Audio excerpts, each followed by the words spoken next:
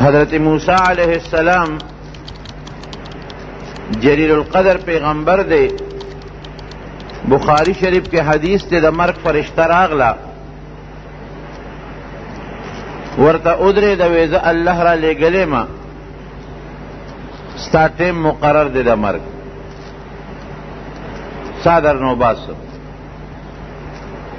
دا آواز پہ انسان دیر درون لگی سمجھے سوک چاہتا ہوئی چی وجنم دے یا ستانا سو باسم یا دا فلان کی دا مرگ پا پلان کی روز نیٹا دا دے با پانسی کی گی دا دیر خطرناک آواز دے سخت آواز دے دا نچی موسیٰ علیہ السلام تا آغا ہوئی چی دا تانا سو باسم وقت مقرر دے اخو اسم یو جلالی پیغمبر و غصور کے زیادہ ہوا لاسی اچت کا واغ فرشتہ انسانی شکل کا وہ مضبوط سپیڑے ورکلا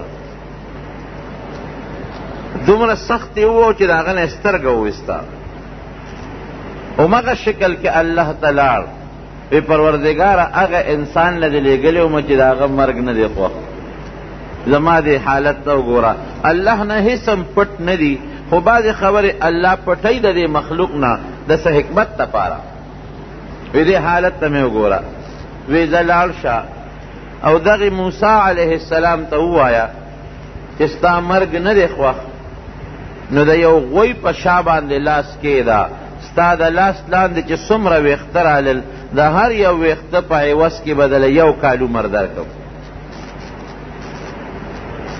دومره بند کاله وروسته به چلي بیا بشیر خفه کېږي که بشیر وایي ته پکې مه چلوه بشیر جانه پکې یې راوړه نو ما پې بند کړه وروسته به چلي لږ یې اوبه راوړه هغه لږ نو وی چې لړشه ورته ووایه چې د غوی په شا لاس کې د ستا د لاس لاندې چې څومره ویښته رالل د یو ویښته په عوض کې به یو کال عمر درکړم د مرګ فرشته بیا راغی موسی علیه السلام هم سوچ کړی چې دا مې څو کړل وی الله راولېږلمه چې ستا مرګ نه دی خوښ او د دنیا ژوند دی خوښ دی نه دی خفه کوم د یو غوی په شا لاس کې ده ستا د لاس لاندې چې څومره ویښته راغلل د یو ویښته په عوض کې به یو کال عمر وي اوس تاسو اندازه ولګوئ چې د لاس لاندې څومره ویښته راځي زما په خیال په زرګونو نه لکونه به راځي اندازتن دا خو ډېر لوی عمر دی حضرت موسی علیه السلام خو سوچ کړی وی دی نه پس بسي چې دا وخت ختم شي وی مرګ د مرګ نه خلاصې خوشده دی نه بس وی اوس قصه خلاصه وه چې بیا مرم دا اوسنی مرګ ښه دی ځکه د پیغمبر مرګ خو د الله سره ملاقات دی حضرت عائشہ صدیقہ رضی اللہ تعالی عنہ فرمائی کہ نبی علیہ السلام مبارک به فرمایل د بخاری حدیث دی چې پیغمبر نه الله سو باسی مرګ راشي نو هغه لږ غوندې مشوره ورسره کوي نو که ستا ذهن کې دا سوچ اوس راشي چې مشوره چا سره کوي خو مرګ نه خوښوي مرګ د چا خوښي نه مشوره داسي چې ای پیغمبره د دنیا ژوند دی خوښ دی او که د الله ملاقات دی خوښ دی نو پیغمبر دا ویلی شي چې د الله ملاقات مې نه دی خوښ او د دنیا ژوند مې خوښ دی دا مشوره د هغه پیغمبر عزت دی د هغه پکې لویي راشي د هغه عزت پکې راشي نور پیغمبر دا نه وایي چې د دنیا ژوند مې خوښ دی او د الله ملاقات مرګ مې نه دی خوښ او یو پیغمبر داسې نه دی ویلی نو عائشہ صدیقہ فرمائی کہ نبی علیہ السلام مبارک لکلا دا مرگ فرشتہ رالا پا جن بے وی چی پیغمبر تا اللہ دا مرگ نمخ کے لگون دی اختیار ورکی مشورہ وسر کی وی چی زما سینے تے ڈڑا والدہ او دا سر مبارک دا نبی علیہ السلام زما دا دی زنے او دا دی سینے دی مینس کے پروت دے او دا بیماری دا مرض دا مرگ نمخ کے انسان باندې تب راشي هغه تبه سخته وه دومره سخته تبه وه چې لاس به یې راواغېشته په اوبو کې به یې ومنډه او په مخ به یې راخ کړ او زما رور دی وخت کې راغی عبدالرحمن هغه سره مسواک و مګی وی نبی علیہ السلام مبارک داسې د محبت او د شوق په نظر هغه مسواک ته وکتل. وایي زه پوه شم چې مسواک یې خوښ دی چې ومږي، ځکه نبي علیه السلام به مسواک ډېر استعمالو. وایي ما ورته وایي د الله رسوله مسواک مږې راوالم دله؟ وایي سر مبارک یې داسې وړکوم. وایي راوا مې غېست. وایي مې چې دله یې نرم کم، وایي سر مبارک یې وړکو چې او. نو وایي ما هغه مسواک اوبو کې ووو او په خپلو غاښونو کې مې وچوپه، نرم مې که زور مې ورکړه چې پوس شي. او بیا مې نبی علیه السلام مبارک ته ورکړه. ګوره څومره بختوره ښځه ده. وایي زه بختوره ځکه یم چې د ما په کوټه کې د نبي علیه السلام وفات شوی دی. وایي زه بختوره ځکه یم چې د ما په کوټه کې نبی علیه السلام دفن شوی دی. او وایي زه بختوره ځکه یم چې د ما سینې ته تکیه والی و روح مبارک ته تللی دی. او وایي زه بختوره ځکه یم چې په آخر وخت کې زما او د نبي علیه السلام مبارک لاړې یو بل سره ګډې شوي دي. زما او د هغې لاړې یو بل سره ګډې شوې. او وی خلق وی دا په دې پورې وی چې اوس هم زمونږ په وطن کې دا رواج دی، وی د دوه اخترونو په منځ کې واده دا سپیره دی. وی دا رواج دی چې کنه، وی دا سپیره دوه اخترو په منځ کې. نو عایشه فرمایي وی د ما واده د شوال په میاشت کې شوی دی، د دوه اخترونو په منځ کې. نو وی د ما نه بختور انسان بل کم دی، زه بختور یم. دا رواج د هغه زمانې نه د جاهلیت را روان دی. نو وی هغه مسواک مې نرم کو رسول الله مبارک له مې ورکړ، هغې هغه مسواک ومږه او داسې خشته مسواک یې ومږه چې په جول کې داسې ښکلې مسواک چې ده نه ومږل. مسواک یې ماله راکړه، لاس یې اوچتو او دا ټکې د خولې مبارکې نه ووته، اللهم الرفیق الاعلی. یا الله زه هغه لویه او اوچته دوستانه او رفاقت او ملګرتیا غواړم، هغه بهترین ملګری غواړم، ملائکه مقربین او د الله تعالی ملګرتیا غواړم. وی زه پوه شوم هغه حدیث را یاد شو چې نبی علیه السلام ته اختیار ورکړی شو، مونږ یې غوره نه کړو او الله یې غوره کړ. او جلال الدین سیوطي رحمت الله علیه لیکلی دي په خصائص کبرا کې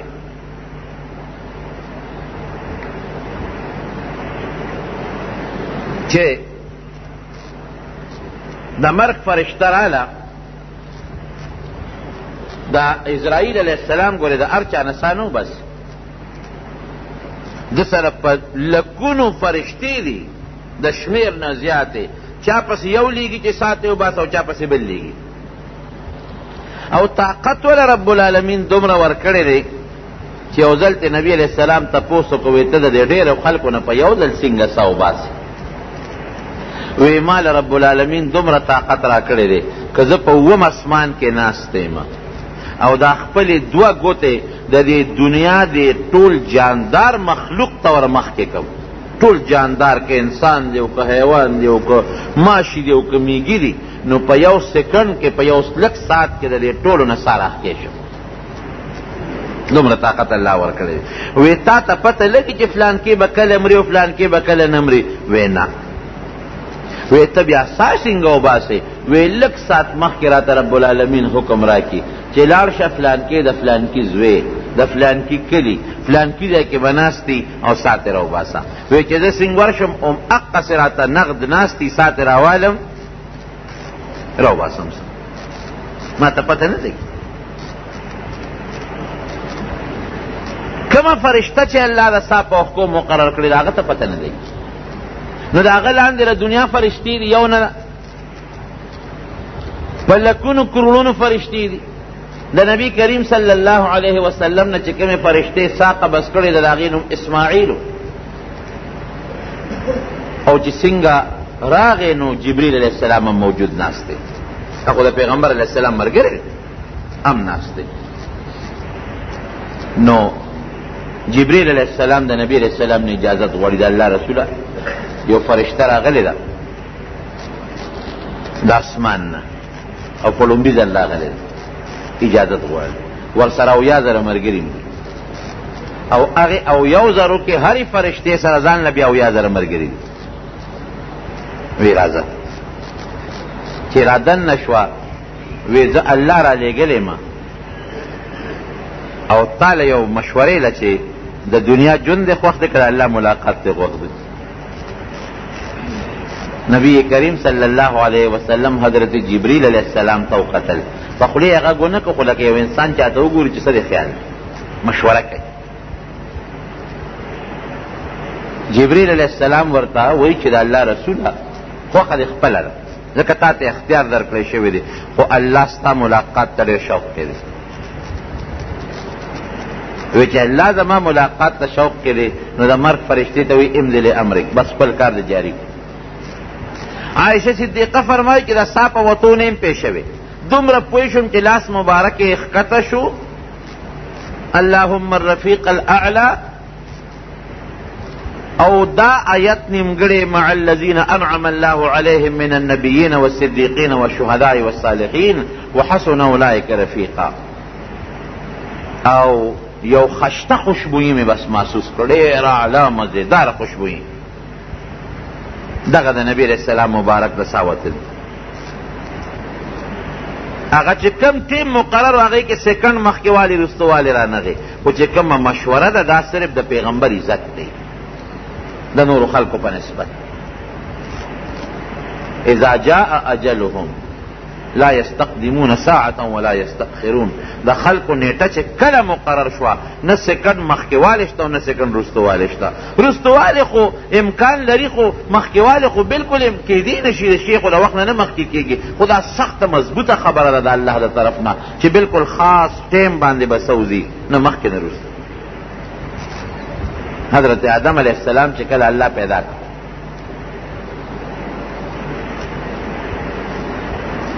نو یو ځای کې ودرو او د هغه د شانې د هغه د اولاد د سرو میږو په اندازه پوټي پوټي راویستل. شکل د انسان وګورئ ښه بعضې خلک وایي د سرو میږو په شکل باندې نه نه شکل د انسان خو په اندازه پر پوټیوالي کې د سرو میږو مرو دی ته راویستلو. دا هغه اولاد د آدم علیه السلام چې کوم د ده نه تر قیامته پورې پیدا کېږي داسې مخامخ یې ورته ودرو. الله دا څوک دی؟ وی دا ستا هغه بچي دي چې دا به ستا نه نسلا نسلا تر قیامته پورې پیدا کېږي. نبی علیہ السلام مبارک فرمایي چې دې کې په دې اولاد خو ټول یو شانته دی مخامخ دی ورته خو الله پکې څه نښې ایښودې وې چې آدم علیه السلام په هغې نښو پکې بعضې وپېژندل چې دا غریب دی دا مالدار دی دا ښکلی دی دا بدرنګ دی دا معذور دی دا روغ دی دی پکې وښول دا ورته الله په نښو نښانو وښودل. د خو اولاد دی بچی دی نو پلار په بچو خفه کېږي چې دا ټول دی مالدار وی نو ښه به وه چې دا ټول روغ وی نو ښه به وه چې دا ټول خشته وی نو ښه به وه. ربي هلا سویت بین عبادک دا نه و چې زما بچي وی الله د خپلو بندګانو کې دی دا فرق ولې راوسته دا د یو شی وی نه پیدا کړو دا ستا بندګان دي که زما اولاد دی خو ستا بندګان دي. الله ورته فرمایل دې دپاره چې دي زما شکریه ادا کړي. دا مالدار به وګوري چې دا بل غریب دی زه زما دې غریب خو ډوډۍ ته محتاج دی شکر دی ماله خو الله ډوډۍ را کړې د محتاج نه نو دی به الحمدلله وایي دا الله شکر به ادا کړي. دا غریب به وایي چې الله بېشکه چې ډوډۍ خو مې نشته یا کمه ده خو دا شکر دی په لاس خو خو جوړ یم. هغه سړی که مالدار دی خړون دی زه جوړ یم هغه سړی که مالدار دی خو ګوډ دی زه جوړ یم هغه سړی که مالدار دی خو یاره ډوډۍ ورته پرته ده خو الله ته وله پرهیز کړی دی نه یې خوري که زما ده لږه ده خو پرهیز مې نشته په خوند خو یې خورم که نه. بل به وایي بشیرجان به وایي چې یاره زه خو په دواړو سترګو نابینه یم خو د شکر دی په لاس خپو خو جوړ یم که نه په دواړو سترګو نابینه یم خو شکر دی په فوټپات باندې خو چاته ولاړ نه یم چې سوال کوم که نه. ګوره ډېر خلک چې کوم ړانده دي نن سبا په فوټپاتونو ولاړ دي او اوازونه کوي سوالونه کوي خدای دپاره 1 روپۍ 2 روپۍ دی به دا شکر ادا کړي. شکر دی الحمدلله که په سترګو نابینا یم چا نه سوال خو نه کوم په فوټپات باندې خو چاته ولاړ نه یم چې دی غواړم بلکې دی خو د نورم د الله شکریه ادا کړي چې شکر دی الله که په دواړو سترګو نابینه یم خو جون مې د مولیانو طالبانو سره دی.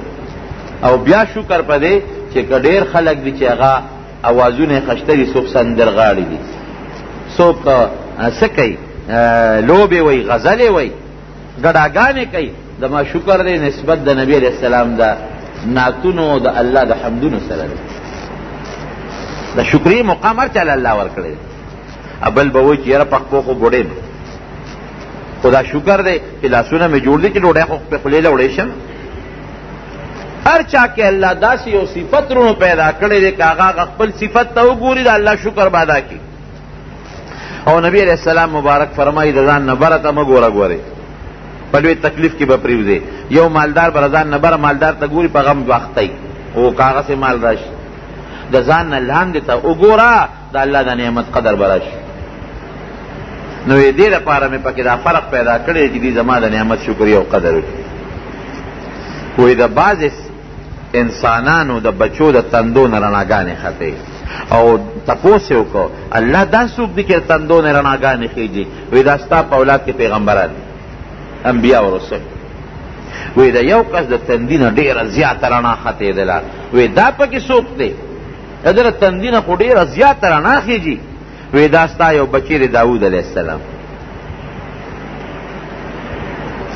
ډېر خشته دی الله، ډېر مزېدار چمک دمک دی د په دې تندي کې. باری تعالی دله تا عمر څونه ورکړی دی؟ وی 80 کاله.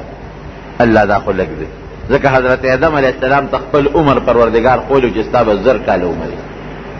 چې خپل ته وکتل چې 1000 کاله او هغه ته وکتل چې 80 کاله، نو 80 د 1000 مقابله کې معمولی شی دی، خو ډېر لږ دی. الله دا عمر خو وله زیات کا، بچی دی خشته دی، سوال وله کوي. وی نه نه نه ما دغه فیصله کړې ده، ګوره لا پیدا هم نه دی، مخکې نه فیصله ده، ما دا فیصله کړې ده عمر نه زیاتوم. چاله چې مې کم لیکلی دی هغه به وی ښه الله که زه د خپل عمر نه لږ ورته وبخم څنګه به ټیک انت وځه ډېره ښه خبره ورکې ورکوله. خو ګورې که د خپل عمر نه څونه دی ورکه ستا به هغه هم رقم شي. دا یو ښېګړه به زه وکړم خو ستا به هغه هم رقم شي. وی رب زده من عمر 40 سنه، الله دله زما د عمر نه 40 کاله ورکړه. هغه وی چې 1000 کاله عمر مې 40 څه شی دی راشه دله به ورکو. حالانکه عمر سکندونه ګورئ، مرګ چې پچا راشي د 5 منټو او د 10 منټو بیا غواړي چې الله 10 منټه وروسته دی وي، 15 منټه وروسته دی وي. نو چې لږ ژوند خو وي توبه خو پکې وباسم، 2 رکعاته نفل خو پکې وکړم. په دې 80 کاله کې ورته یاد نه پر 80 کاله کې، خو چې مرګ راشي نو بیا یو 2 منټه انتظار خو راکوي، یو 2 رکعاته خو پکې وکړم. زمارونو وی رب زده من عمري 40 سنه، الله زما د عمر نه 40 ولا ورکړ. ډېره ښه نبی کریم صلی الله علیه وسلم مبارک فرمایي چې آدم علیه السلام دنیا ته راغی د خپل عمر به شمیره چې زما خو 1000 کاله عمر دی. چې 40 پاتې شو ملک الموت ولا راغی، وی عمر دی پوره دی. وی زما 40 کاله کاکا پاتې دی، سوچ دې کړی دی؟ وی نه ستا ټیم پوره دی. نه دی پوره، ما ته الله 1000 کاله ویلی دي، 1000 کې 40 پاتې دي. وی ولې تا هغه 40 کاله خپل وسیله داود علیه السلام له نه دي ورکړې؟ وی نه نه مې دي ورکړې. دروغ نه وایي، یېره ده، خبره یېره ده. ځکه د هغې عالم چې په کومه کې د الله او د ده دا خبرې کېدې، عالم المثال جدا قصه ده، او د دنیا دا جدا ده. لکه خوب چې سړی وویني، نو بعض انسان ته خپل خوب یادي، د بعضې نه یېري. نو هغه د آدم علیه السلام نه قصه یېره وه، ځکه نبي علیه السلام مبارک پخپله فرمایي نسیه و جحده، یېره وه انکار یې وکړ. نو اولاد کې هم یېره هم شته و انکار هم کوي. د آدم علیه السلام په اولاد کې وی نه تا ته یاد ځان ته را یاد کا کله چې هغه میثاق و هغه الستو بربکم قالوا بلا والا میثاق، نو ته هغه وخت کې 40 کاله ورکړي دي خپل وسیله داود علیه السلام له، چې سوچ یې وکړو یاد مې شو بس اوس قصه خلاصه ده. هغه ټیم کې 2 منټه رستوالی رانغی، 1 سیکنډ رستوالی رانغی. آدم علیه السلام نه په هغه خپل ټیم ساله. اذا جاء اجلهم لا يستقدمون ساعة ولا يستأخرون. بس بیا نیټه نشته چې دا له دونه نیټه درکړه. او داود علیه السلام له الله فایده ورکړه، 80 کاله و 40 خو سره هغه جمع شو، 100 ته عمر ورسېد، مفته کې ورسېد. خو هغه د هغه 100 کالو نه دونه فایده واخېسته، ټول عمر یې په جړا تېر کړی، ټول عمر په د جړا. داسې جړا نه د ټولې دنیا اوښکې چې یو ځای کې د داود علیه السلام ته رسي، دونه اوښکې به یې ولید. نو خبره مې وروڼو دې پورې کوله چې کم وخت مقرر شو هغې کې مخکېوالی رستوالی نه راځي، په هغې به خامخا د انسان نڅه وځي. یو نیک سړی دی بزرګ، هغه یو خوب یې ولید، خطرناک هیبتناک خوب چې په لاره روان یم یو زمری را پسې دی، زمری مخکې دی وروسته دی زه مخکې منډې منډې یو خوب یې ځنګل ته ننوتم، دی را پسې ځنګل ته راغی. ځنګل ته چې څنګه ورننوتم دی را پسې راغی نو زه یو اونې ته وختم چې راشه دا زمری خو اونې ته نشي ختې، تر څو چې دی را رسېده د اونې سر ته ختلی، دی راغی او د اونې دی ویښ کې راته ودرېد.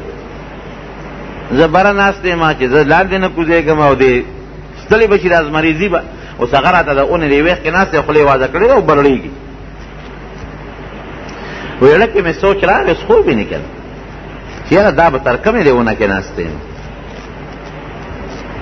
او دا که زه ستړی شوم یو ده شوم او لاندې پرېوتم، راشه داسې وکړه چې د دې اونې نه ټوپ کا، خو ټوپ به څنګه وی دې اونې دې خرام باندې به ورو ورو لاړ شم سر ته به ورسم. زمری خو دې ویښ کې ولاړ دی، زه به هلته د خرام څوکې ته ورسم، یو شاخ داسې اوږد و نو بس هلته به ټوپ کړم تر څو چې دې راځي ما به منډه والي. خوب کې سړي ته دا فکرونه راځي، وایي په هغه شاخ مې ځان ورو توخو توخو توخو هغه څوکې ته ورسېد. زمری دغسې دې ویښ کې راته ولاړ وایي چې څوکې ته ورسېدم او ټوپ وامه نو هغه ځان مې ښکته اویزان که او هغه شاخ مې په دې لاسونو کلک ونیو چې دا نیسم او ځان مې ښکته که نو ټوپ پکم. وایي چې څنګه مې هغه کلک که او زه ته اویزان شوم خپې مې ښکته شوې، وایي لاندې مې وکتل د خپو لاندې مې یو کوی دی،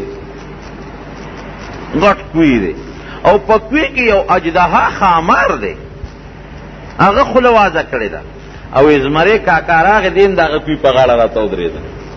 خدایه دا دې څه وکړل؟ مخکې خو زما دا خیال و چې دا دې خاک ته به راشم اوس خو او چې سړی څانګ په څانګې پورې ویزان شي بیا ګورې بره ختیم نه شي، بیا سړی نه شي ختې. اوس به څه کېږي؟ مخکې یو بلا اوس دوه بلاګانې دي، که دې غاړې ته ټوپ کومه نو زمری دې خوري، که کوی ته غورځېږم نو اجدها خامار دی هغه دې خوري، او تر کومې پورې به تا ویزان دی دې خرام پورې دونه کې خو نیکبخته سم تیار ناست وي نو دا خو اوس به ستړی شي رو به غورځېږي. وایي چې د خرام ته مې نظر شو نو د دې خرام دا ویښ باندې تورې سپینې مږې نښتې دي، د نیمې نه زیات یې خوړلی دی او لږ پاتې دی. یا خدایه دا څه مصیبت دی، ما خو لاس به مې ستړي شي رو به غورځېږم، اوس خو لاس ستړی کېده نه هغه خرام پرې شوی دی لږ پاتې دی، هسې نه دا چړق نارې نه کي. په دې هیبت کې راویښ شو، خپل استاد للا وی صاحب داسې خطرناک خوب مې لیدلی، تاسو ته خو ما د خوب دم خوري یادم دی کنه چې څونه هیبتناک خوب وویني خطرناک.